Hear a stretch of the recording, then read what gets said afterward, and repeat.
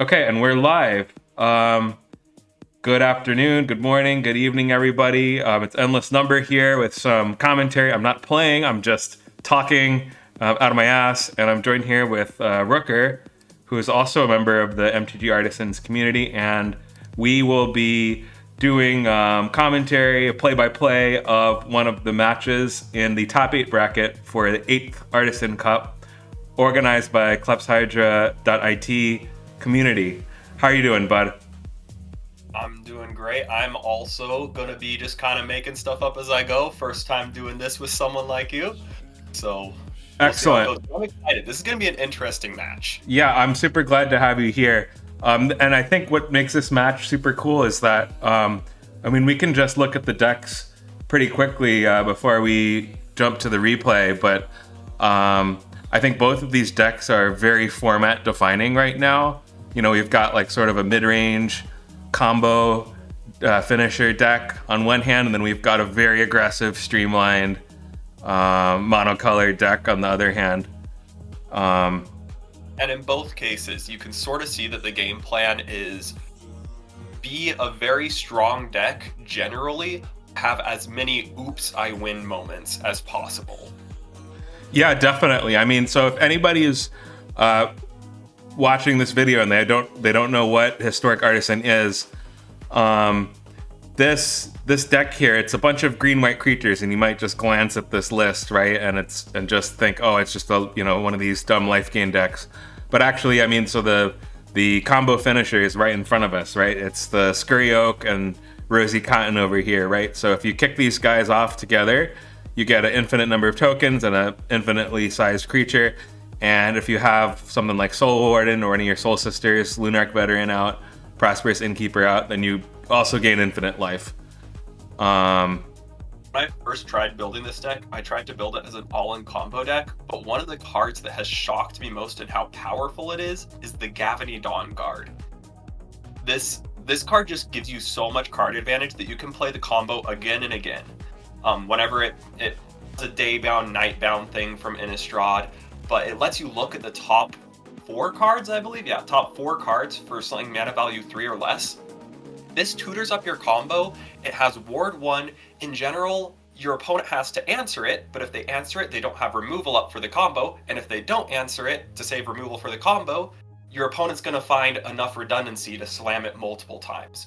So it's really been a strong card that has surprised me at how good it is. Yeah, and you can even kill somebody with Dawn Guard without getting to your combo. You just build up a board and just sit there with Dawn Guard and generate value.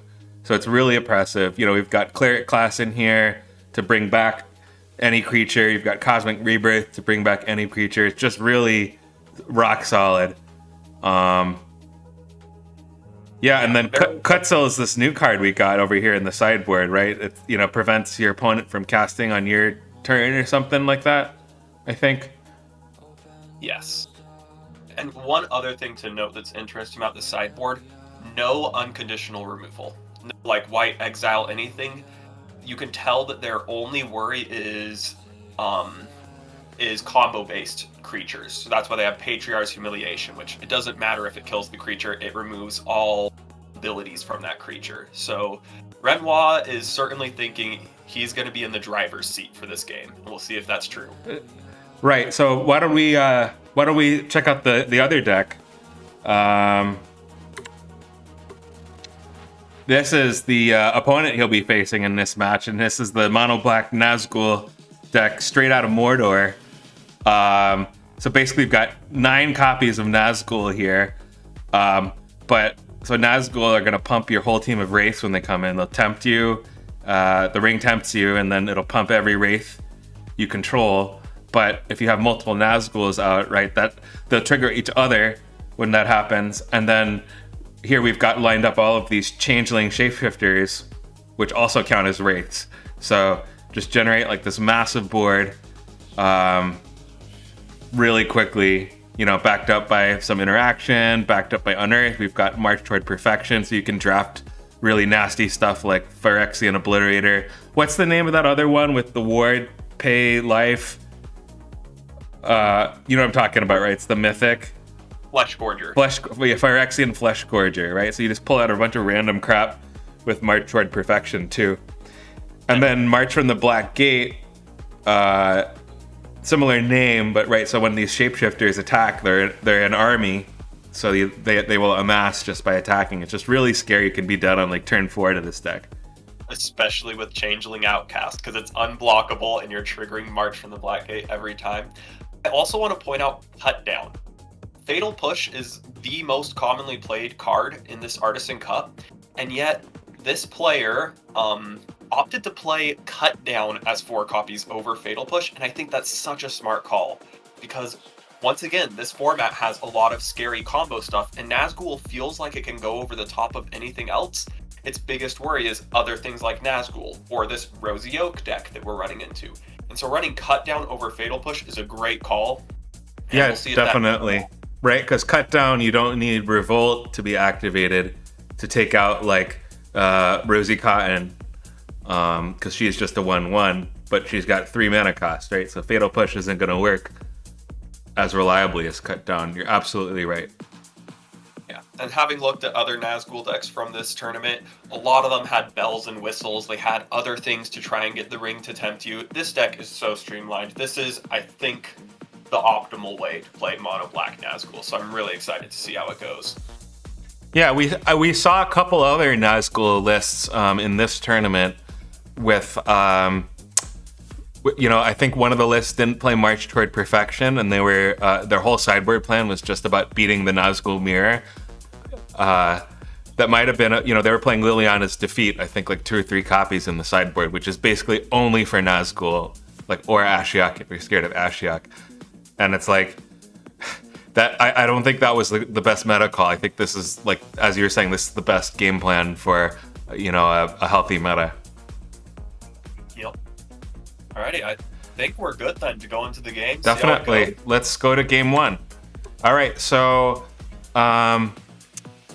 this is the 17 lands replay. The quality isn't the best, but at least we can zoom in on some of the cards here. So I think I'll do is I can just hit play, but I can pause it as an interesting moment happens. Right. So looks like Renoir on the green white. He had mulligan down to 6, so he put what did he put under? He put Cosmic Rebirth under. Yep. And he opens up with the plains into a Soul Warden and passes the turn. And you can see his plan here is he's really hoping he hits a second land, because Trelisara can dig him out of mana issues by scrying into lands. Prosperous Innkeeper can find lands. This is a very strong hand if he finds a single green source, but it's a bit of a risk to keep it. So he kept a 1-lander, mulliganing down to 6, right? And basically, if he doesn't draw out of it in a couple turns, he's dead. But I guess that could be better than going down to 5. Yeah. So the opponent opens up turn 1 here with the Changeling Outcast, gains Renoir 1 life. And it looks like on turn 2, Renoir doesn't draw into his land drop. So all he can do is play his other 1-drop, the Lunarch Veteran. Those aren't going to do much against an unblockable creature. No, but the Outcast cannot block either, so it looks like Renoir is going to get in for 1 damage here and pass the turn. Nazgul player Eduardo makes his 2nd land drop, and right into March from the Black Gate. That is so brutal. So March from the Black Gate comes in, amass Oryx 1, Changeling Outcast goes up to 2/2. He's going to swing in for 2 more he's going to swing in for 3 damage because he amasses again. And this is why you max out on 1-drop Changelings and max out on March from the Black Gate, because this start is so hard to deal with. Yeah, ouch. And turn 3, green-white still hasn't drawn a land. He's stuck here with nothing to do other than blindly swing in with his 2 Soul Sisters. It does not feel good. At least it wasn't a Nazgul. Yeah, Nazgul Eduardo, he curves out turn 3 into Faceless Agent. Triggers the life gain from Soul Warden. Faceless Agent is also an army, so that's going to trigger March from the Black Gate, in addition to Changeling Outcast, which is up to 4/4 and swinging in for 4 life. turn 3, finally, you know, we see that land, but it's a tap land because it's a check land Snarl. It's a reveal land? Is that what we call them? Snarl?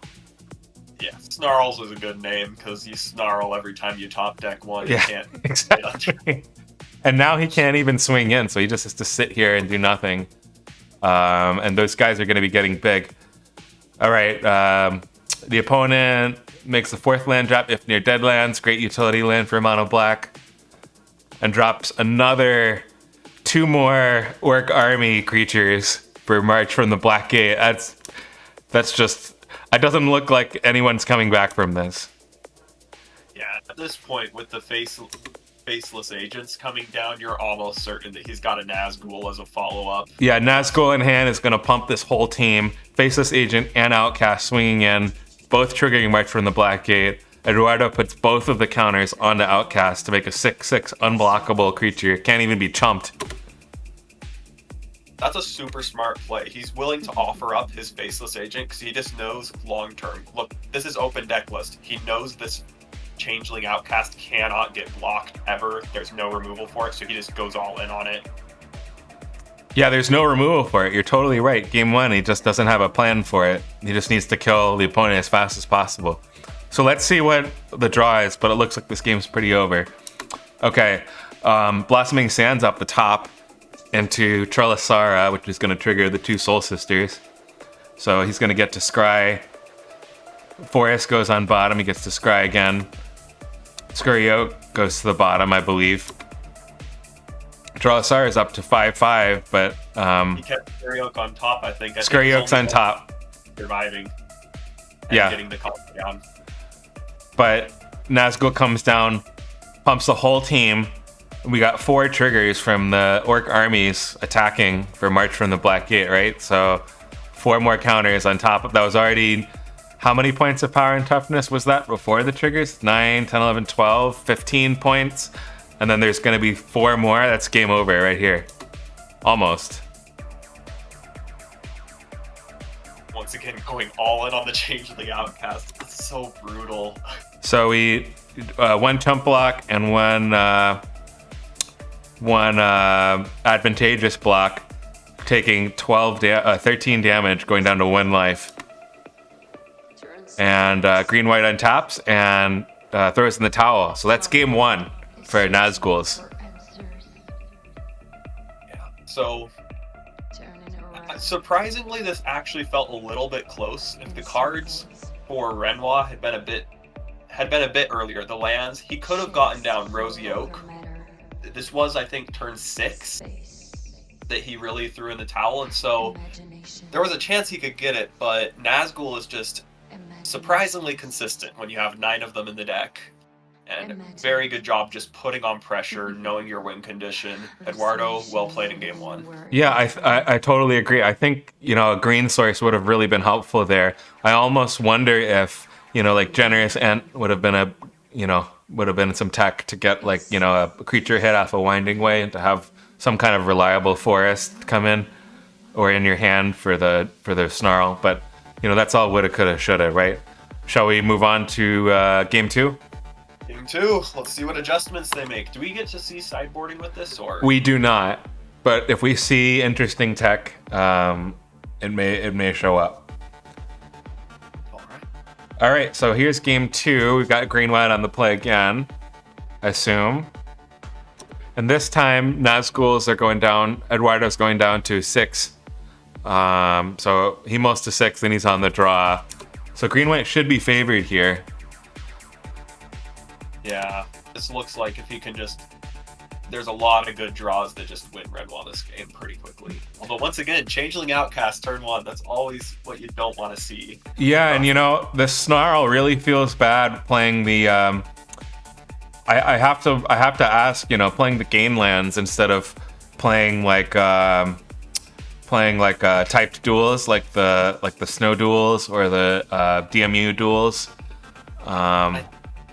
I think the reasoning here is that with Trelasara, you can scry. And so, like, if you're having land issues, Trelasara into gain land can at least dig you towards other lands. That's a good point. My thought was just that this deck already gained so much life that, you know, the 1 life doesn't really matter compared to having consistent mana. But anyway, it doesn't matter here, as you can see he got lucky and top decked the basic plains, so that means Fortified Village will be coming down, I bet. And we see Soul Warden come out. And I guess he plays Soul Warden first to squeeze the most value out of that in terms of life gain and slow down the opponent.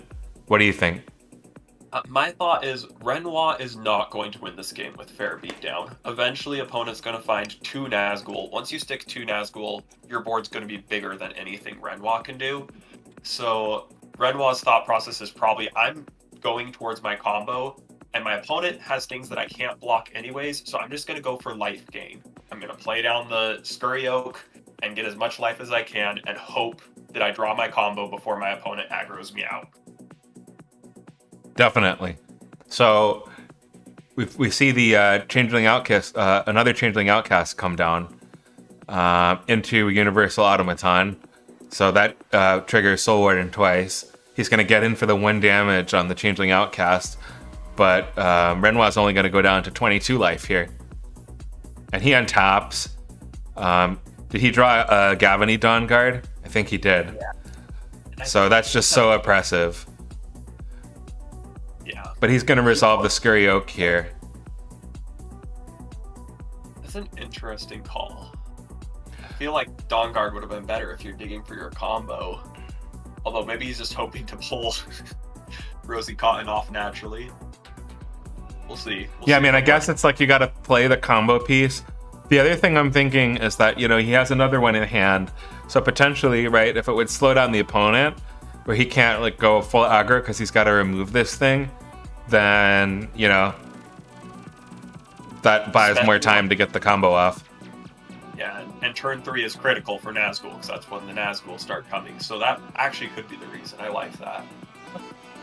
Right, so there's no way he can remove it, and it can favorably block the Automaton, assuming a Nazgul doesn't come down. So, you know, maybe. I don't know what was in his head.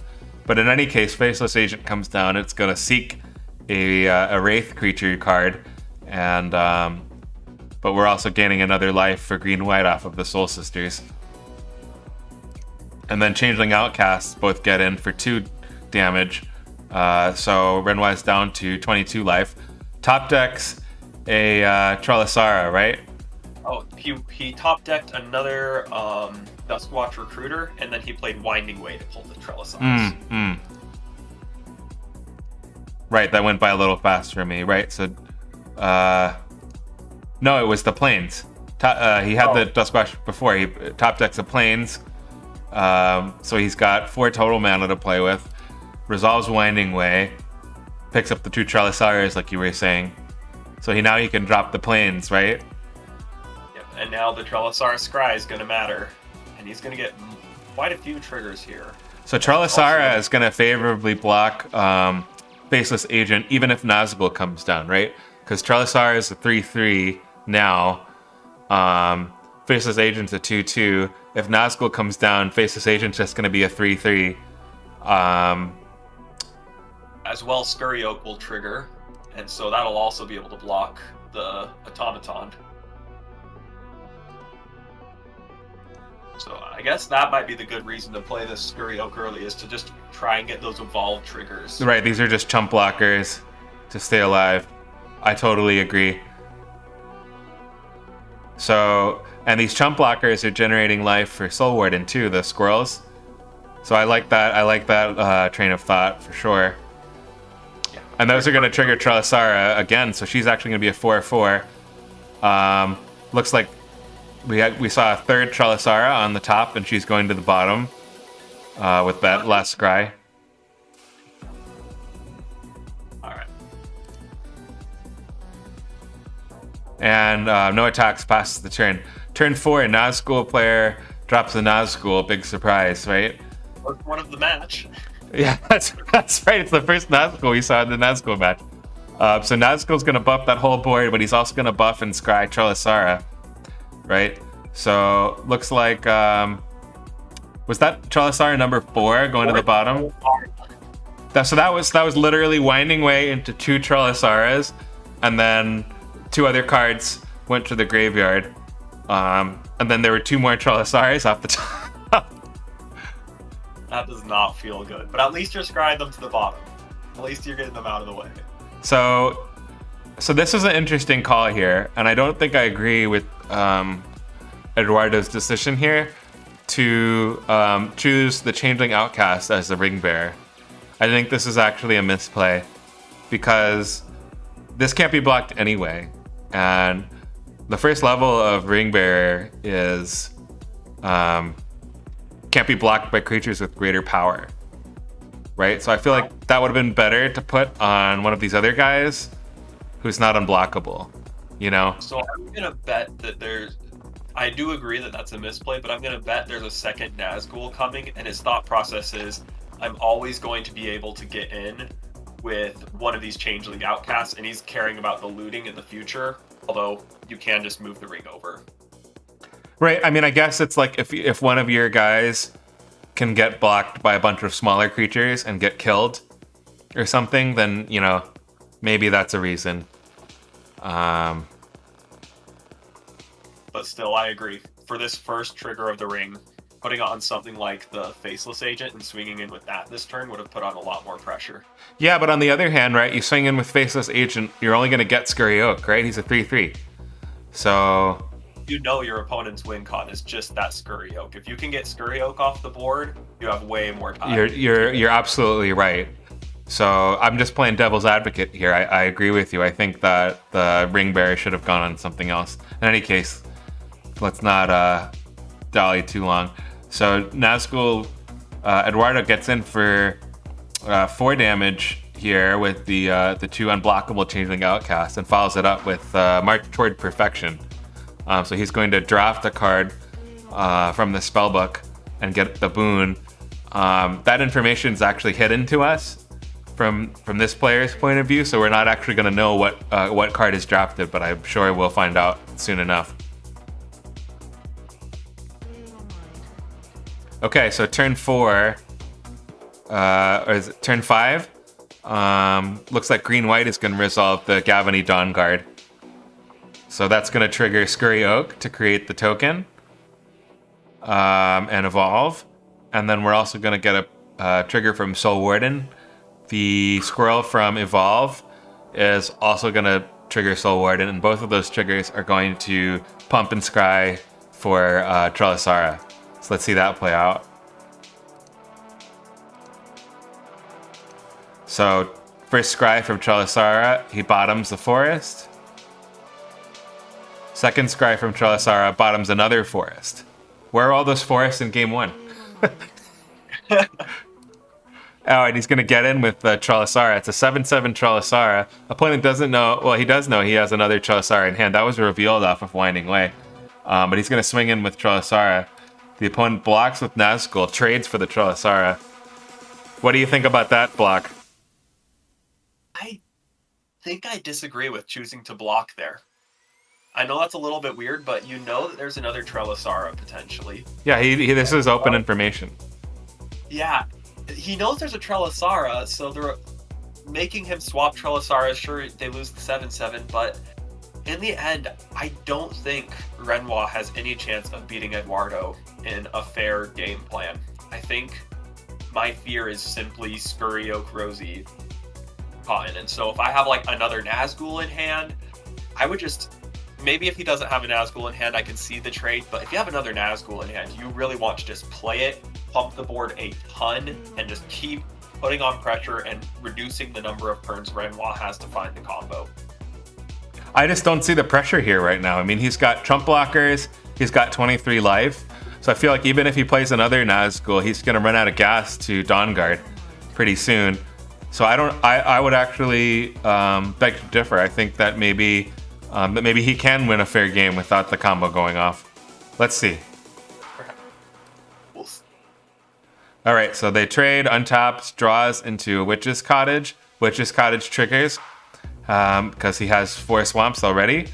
So does he put the thing on top?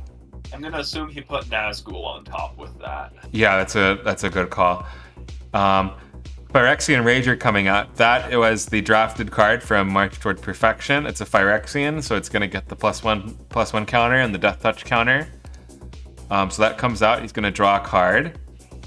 That's going to trigger Soul Warden for Renoir, taking him up to 24 life. It was a Nazgul on top. We see that now.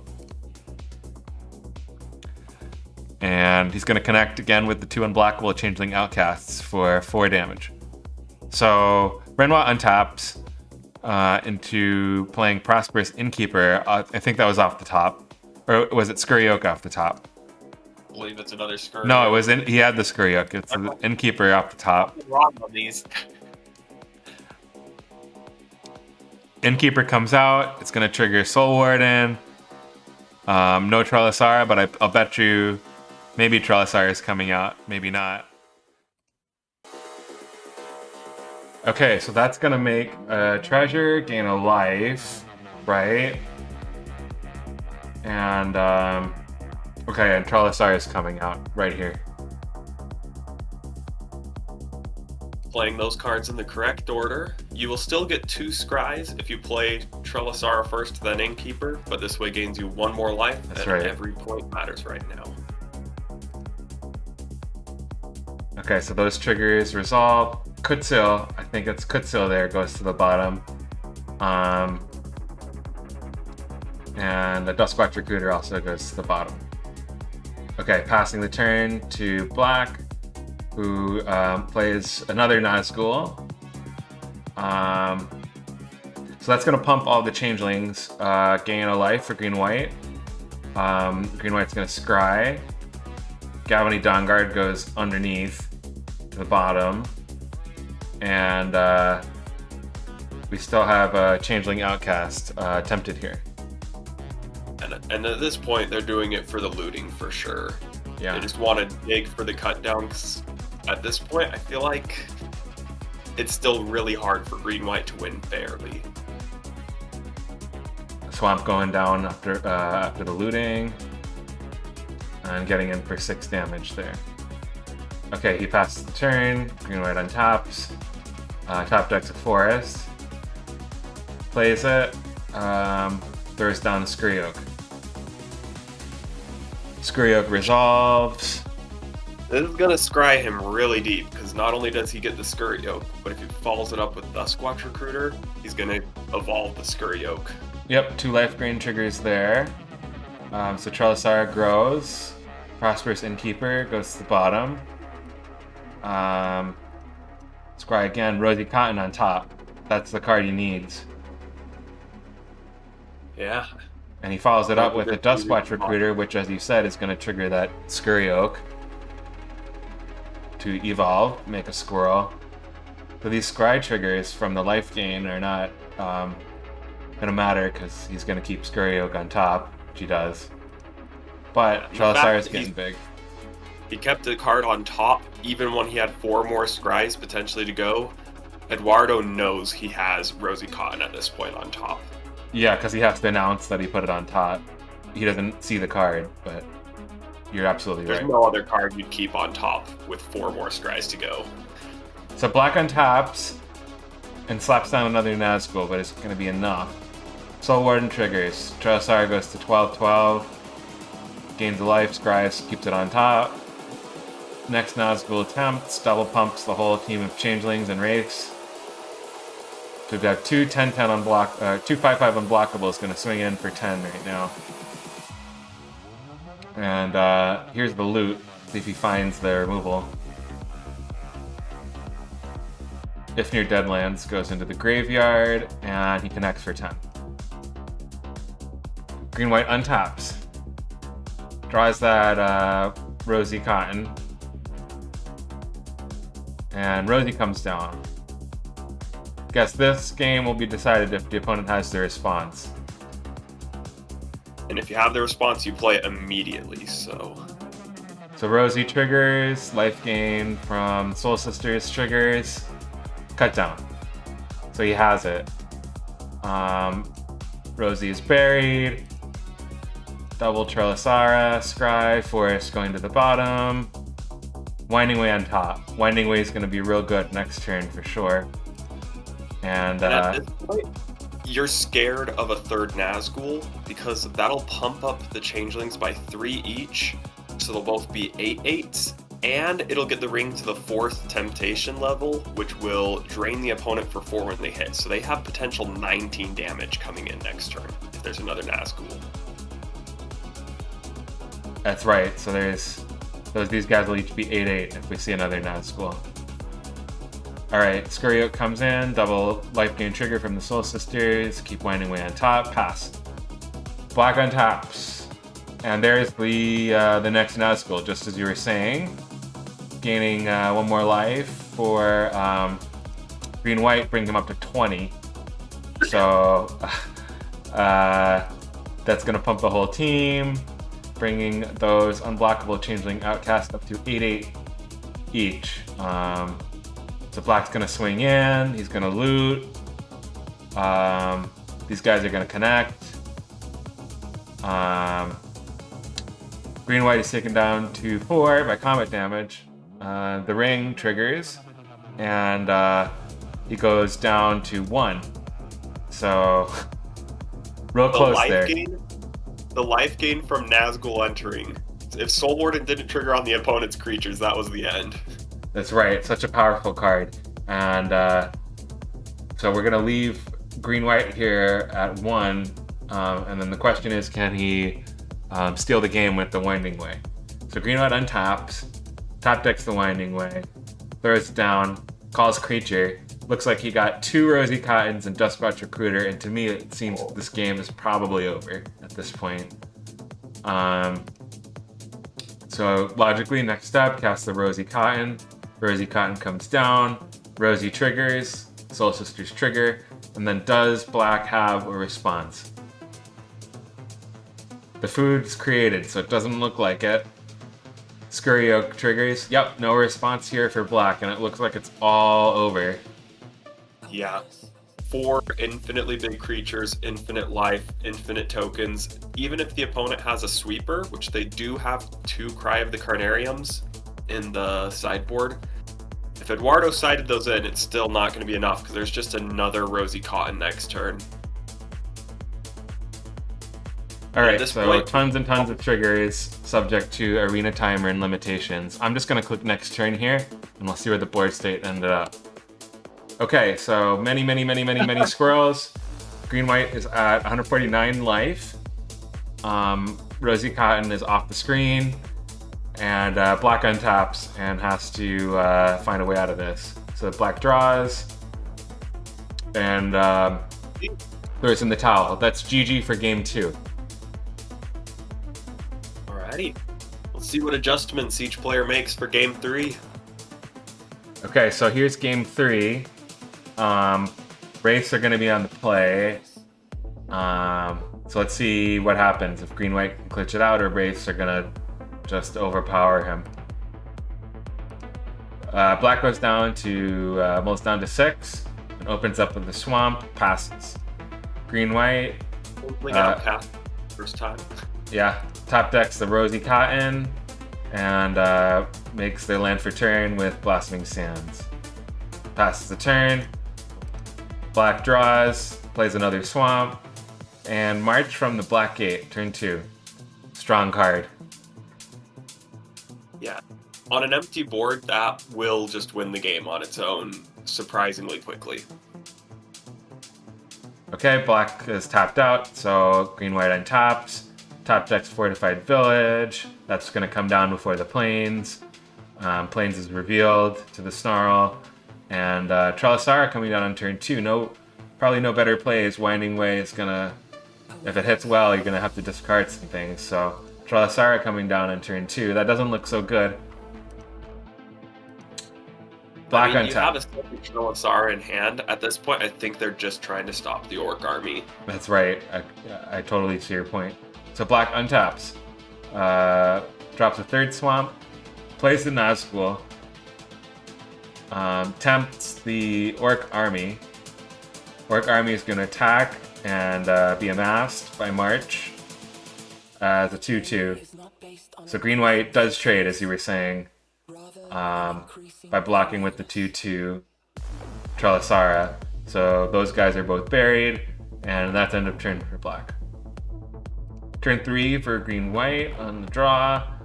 Draws another Rosie Cotton, plays the Plains, and resolves Gavany Dawnguard.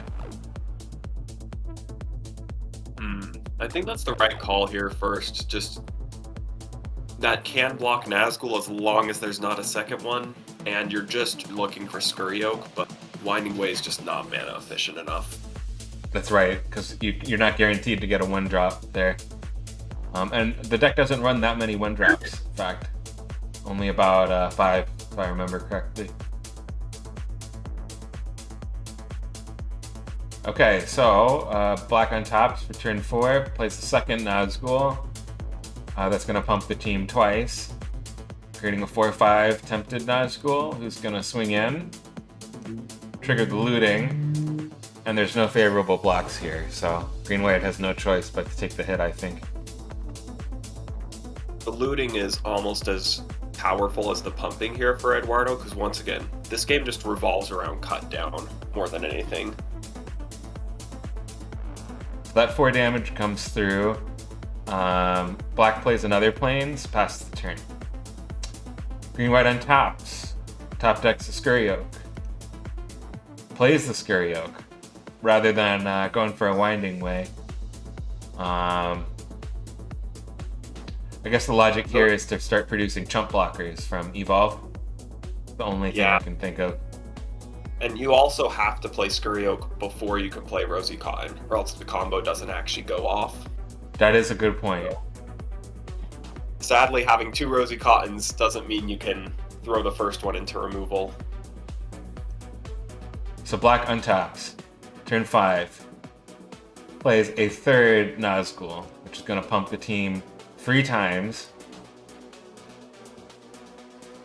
See that go off. We've got a tempted Nazgul here, ring 3, another Nazgul swinging in, looting triggers. Opponent, the black player looted away another swamp, and he's swinging in for 13 on the ground. I guess at this point, green-white figures he has to chump block, so might as well chump block the biggest one. Gavany Dawnguard is going straight to the graveyard, and green-white is going down to 11 life from 6 combat damage. 1 mana up from black. Eduardo's holding up 1 mana, and so Renoir's got to decide here. Do I go for it? Because 1 black mana does mean cut down is held up. Potentially.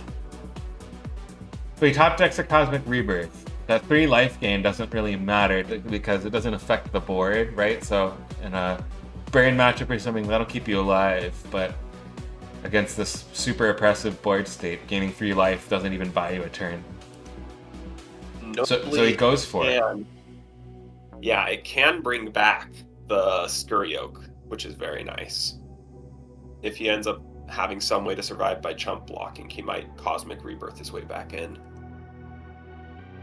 So Rosie lands, but in response to the food trigger, black has cut down.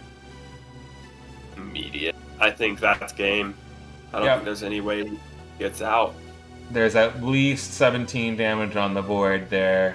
You could chump block the largest Wraith and still only take 10, but any sort of interaction or additional tempting, and that's game.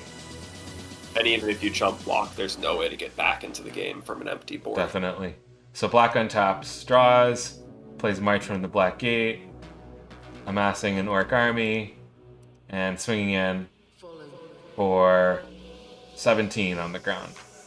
And green-white is forced to chump block here. Black loots away a copy of Cut Down, so I guess he figures he doesn't need it or he has another one. It's not something you want to see. Your opponent discarding one of the best cards in the matchup means they've got good stuff in hand. So chump, taking 10, going down to 1. Ring 3 triggers, doesn't matter. And passes the turn. Green-white draws the reveal land. He doesn't have anything to reveal. So he goes for Winding Way. This looks like a punt, and he misses, calling land and missing for all 4 cards. So it looks like this game's pretty much over. And black untaps, and that is the game.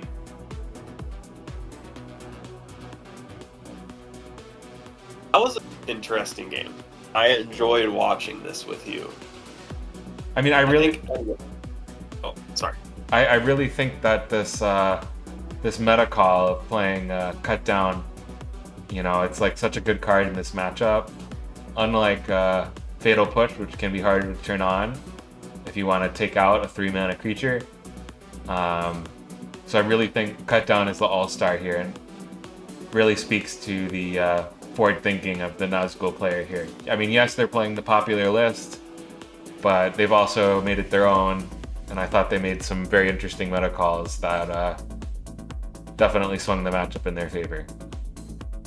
Yeah, one of the general rules that I say is you want to have interaction for anything that is more unfair than your own deck. And in this case, Nazgul can beat down, and look at this is a 7-8, a 6-7, and a 4-5. That's going to beat down any sort of, you know, fair creature matchup. Nazgul knows, so as Eduardo comes into the tournament thinking, I'm going to beat just about anything unless they interact with me or they go infinite. And so the only interaction he brings is stuff that defeats the infinite combos in the format, which is cut down, it's just such a good call. I love it from Eduardo. Well, thanks for joining me. This was a lot of fun. You know, even though I didn't make it into the top 8, it's still fun to spectate and offer some peanut gallery commentary. So, yeah, thanks for joining me. For sure. I probably will join you for some future ones. Look forward to it. Thanks for watching, everybody. Cheers. Bye-bye.